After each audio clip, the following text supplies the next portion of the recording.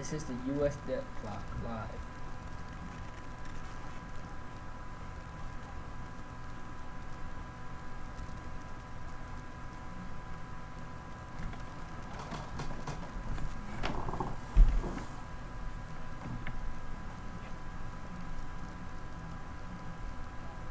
As you see, our debt is going up, not down.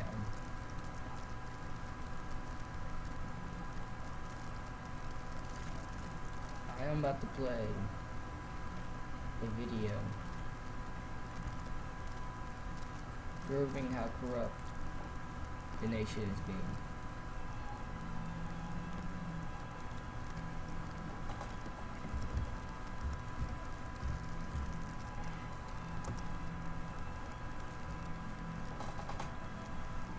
While I do that, I'm going to play the U.S. National Debt Clock.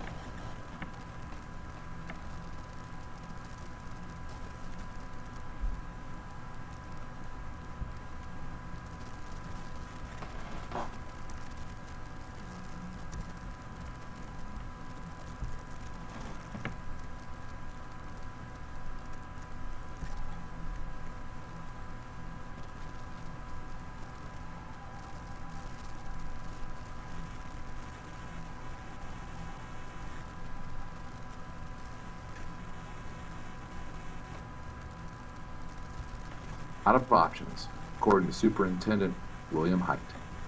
Budget crises have prompted states to explore early release options for prisoners. California is scrambling to comply with the Supreme Court order to reduce its inmate population by 30,000 people by mid-2013. New Jersey Governor Chris Christie confirmed that this problem is going on all over the country. He told 60 Minutes. It's not like you can avoid it forever, because it's here now. And we all know it's here. And the federal government doesn't have the money.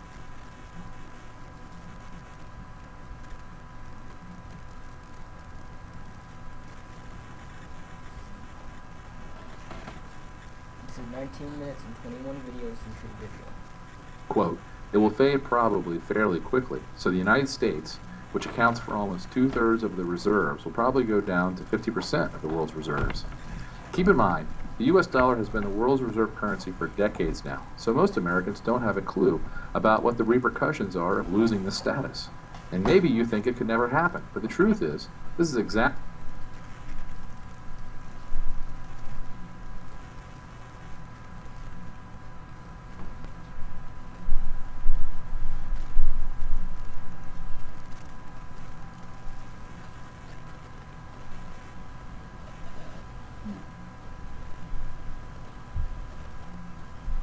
what happens when countries get too far in debt, or when Britain in the 1970s. Most people don't know this, but Britain's sterling was the reserve currency for most of the world for nearly 200 years, for most of the 18th and 19th centuries. It continued to play this role until after World War II, when America was forced to prop up Britain's economy with foreign aid. Remember the famous Marshall Plan, when we gave billions to help European countries rebuild? Unfortunately, though, Britain pursued a socialist national agenda. The government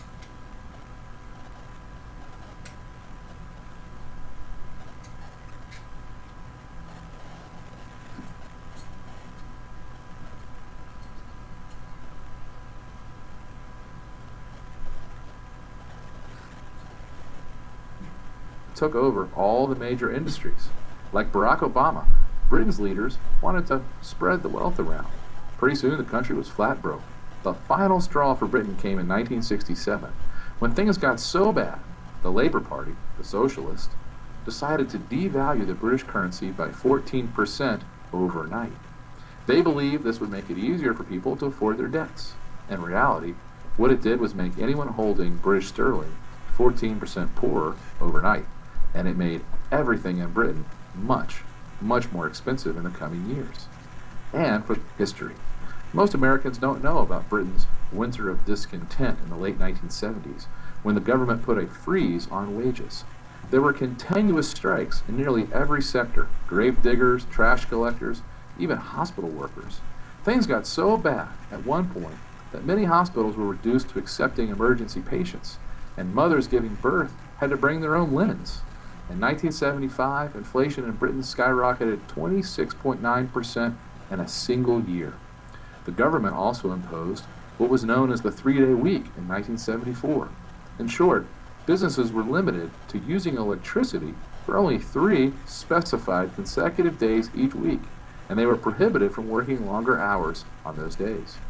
Television companies were required to cease broadcasting at 10:30 p.m. to save electricity. Just how bad were things exactly? Well, here's a photo of the garbage that piled up because they didn't have enough money to pay the trash collectors a fair wage. Imagine, Britain was a global superpower for 150 years. But when they started intentionally devaluing their currency, things went straight downhill. It's now obviously clear that the same thing that happened to Britain's sterling when it was the world's reserve currency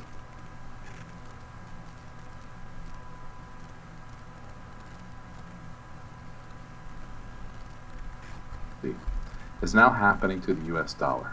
In fact, the exchange value of the US dollar has fallen nearly 10% since June 2010, and its rate of decline is accelerating.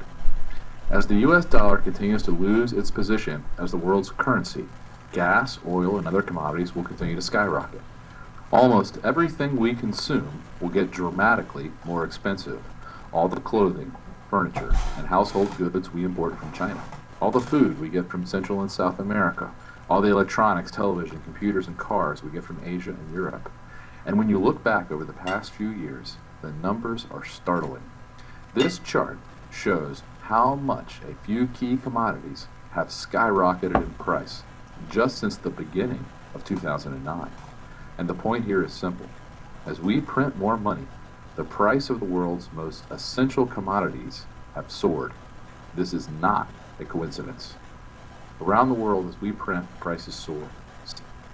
Citizens protest, governments get overthrown, and it's only going to get worse. Because here's the important fact you simply must understand about the United States right now. Our government cannot stop printing money because there is no possible way for us to actually afford our existing debts. No one wants you to know this. No one. That's why, despite the obvious inflation going on all around the world, the Fed continues to say there's no inflation at all. And that's the scary part to me. Just like in a third world country, the government is radically devaluing the dollar and simply lying to everyone about what's really happening. Whether you realize it or not, there is already a run on the dollar. Many of our creditors, like the Chinese, are getting out of the dollar as fast as they can via strategic commodities like copper, gold, and oil. That's partly why commodity prices are soaring. Unfortunately, skyrocketing commodity prices are just the beginning. There are other disastrous consequences to the US dollar losing status as the world's currency. For example, as demand for US dollars around the globe decreases, interest rates will skyrocket. Instead of getting a mortgage at today's incredibly low rate of around 3%, it might cost you 8%, or even 10% or 15%. Imagine what that would do to housing prices. Stock prices will likely plummet by at least 40% in a matter of weeks as a result of this event in the currency markets. We had a small taste of this in 2011, but believe me, it's going to get much, much worse from here. As investment banker and best-selling author James Rickards writes in his new book, Currency Wars, if the currency collapses, everything else goes with it. Stocks, bonds, commodities, derivatives, and other investments are all priced in a nation's currency. If you destroy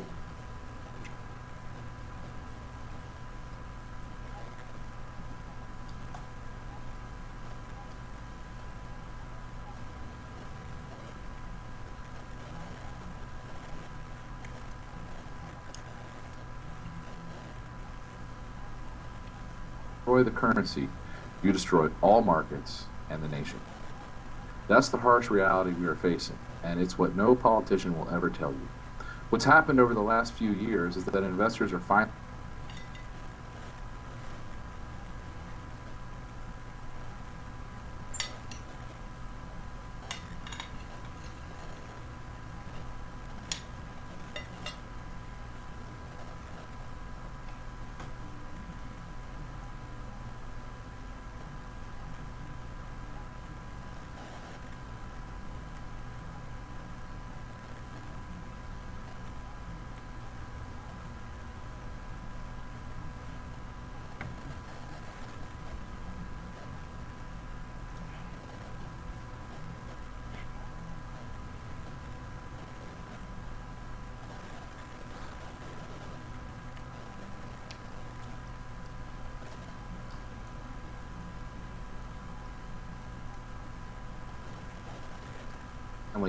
wising up to the mess that we are in. This is why countries like Germany are taking nearly all of their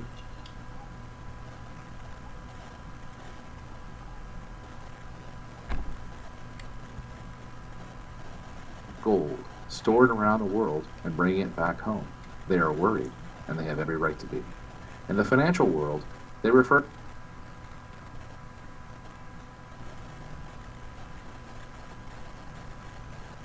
to this as capital flight. And what it means is, when people figure out that their savings in US dollars are in jeopardy, they look for better and safer alternatives. This is why gold prices have gone up for 12 straight years. As far as we are aware, no other asset has ever gone up for 12 straight years in the history of our nation. But remember, we are not the first to go through this. When Germans realized their currency was being destroyed in the 1920s, they got their money into Swiss francs and gold as quickly as possible. When Argentinians realized their currency was being destroyed in recent years, they did the same by moving money as quickly and as quietly as possible into safer currency and into hard assets like land and precious metals. It's the same with the US dollar, right?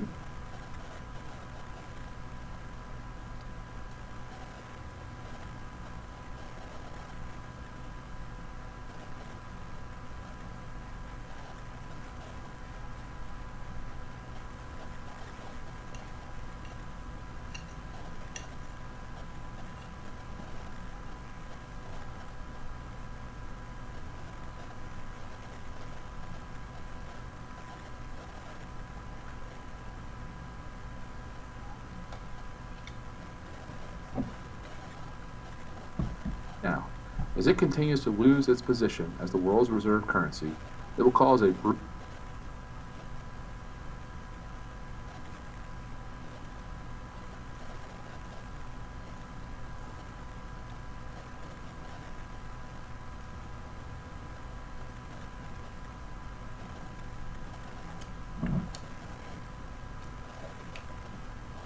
brutal downturn in our economy, which will be about 10 times worse than the mortgage crisis of 2008. Remember, we bailed ourselves out of the last crisis by simply printing trillions and trillions of new dollars. In a currency crisis, that's not possible. Printing money only makes the